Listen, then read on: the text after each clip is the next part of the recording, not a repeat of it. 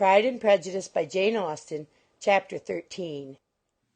"I hope, my dear," said Mr. Bennet to his wife, as they were at breakfast the next morning, "that you have ordered a good dinner to-day, because I have reason to expect an addition to our family party."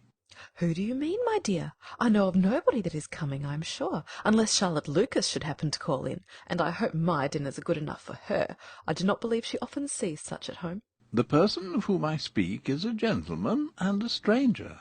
Mrs. Bennet's eyes sparkled. "A gentleman and a stranger! It is Mr. Bingley, I am sure. Well, I am sure I shall be extremely glad to see Mr. Bingley, but, good Lord, how unlucky! There is not a bit of fish to be got to-day. Lydia, my love, ring the bell. I must speak to Hill this moment." "It is not Mr. Bingley," said her husband. "it is a person whom I never saw in the whole course of my life." This roused a general astonishment, and he had the pleasure of being eagerly questioned by his wife and his 5 daughters at once.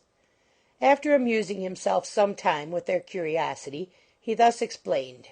"About a month ago I received this letter, and about a fortnight ago I answered it, for I thought it a case of some delicacy, and requiring early attention. It is from my cousin, Mr. Collins, who, when I am dead, may turn you all out of this house as soon as he pleases." "Oh, my dear!" cried his wife. "I cannot bear to hear that mentioned. Pray do not talk of that odious man. I do think it is the hardest thing in the world that your estate should be entailed away from your own children, and I am sure if I had been you, I should have tried long ago to do something or other about it." Jane and Elizabeth tried to explain to her the nature of an entail. They had often attempted to do it before, but it was a subject on which Mrs. Bennet was beyond the reach of reason, and she continued to rail bitterly against the cruelty of settling an estate away from a family of 5 daughters in favour of a man whom nobody cared anything about. "It certainly is a most iniquitous affair," said Mr. Bennet, "and nothing can clear Mr. Collins from the guilt of inheriting Longbourn. But if you will listen to his letter, you may perhaps be a little softened by his manner of expressing himself." "No, that I am sure I shall not, and I think it is very impertinent of him to write to you at all, and very hypocritical. I hate such false friends. Why could he not keep on quarrelling with you as his father did before him?" "Why, indeed, he does seem to have had some filial scruples on that head, as you will hear." Hunsford, near Westerham, Kent, 15th of October. Dear Sir, the disagreement subsisting between yourself and my late honoured father always gave me much uneasiness, and since I have had the misfortune to lose him, I have frequently wished to heal the breach.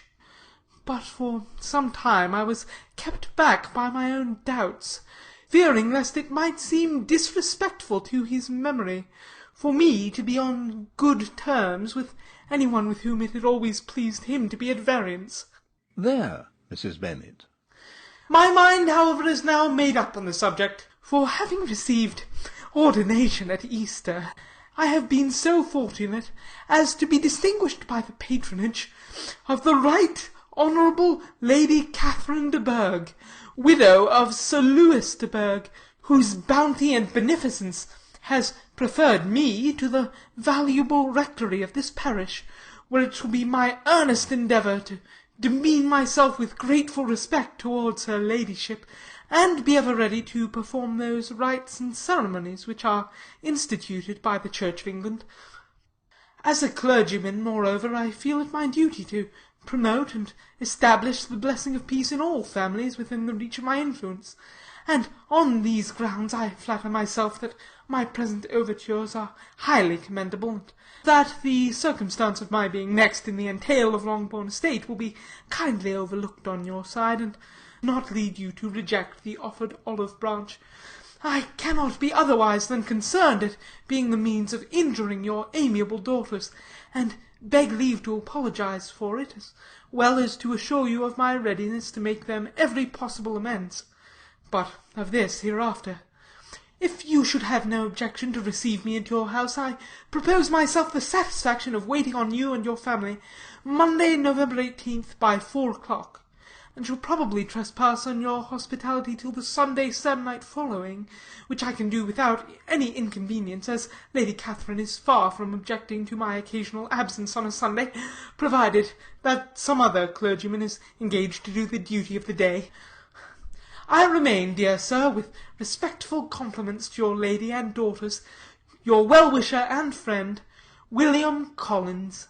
At 4 o'clock, therefore, we may expect this peacemaking gentleman, said Mr. Bennet as he folded up the letter. He seems to be a most conscientious and polite young man, upon my word, and I doubt not will prove a valuable acquaintance, especially if Lady Catherine should be so indulgent as to let him come to us again. There is some sense in what he says about the girls, however, and if he is disposed to make them any amends, I shall not be the person to discourage him. Though it is difficult, said Jane, to guess in what way he can mean to make us the atonement he thinks our due. The wish is certainly to his credit.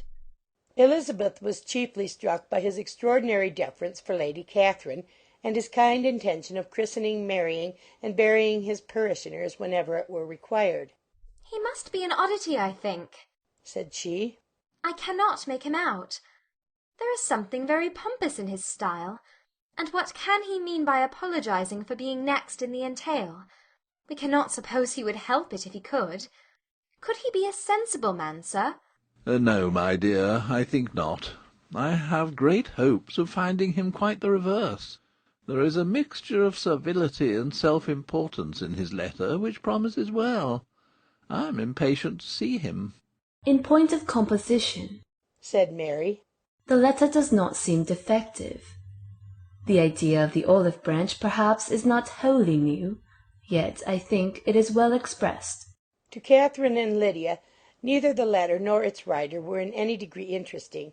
It was next to impossible that their cousin should come in a scarlet coat, and it was now some weeks since they had received pleasure from the society of a man in any other colour. As for their mother, Mr. Collins's letter had done away with much of her ill will, and she was preparing to see him with a degree of composure which astonished her husband and daughters. Mr. Collins was punctual to his time, and was received with great politeness by the whole family.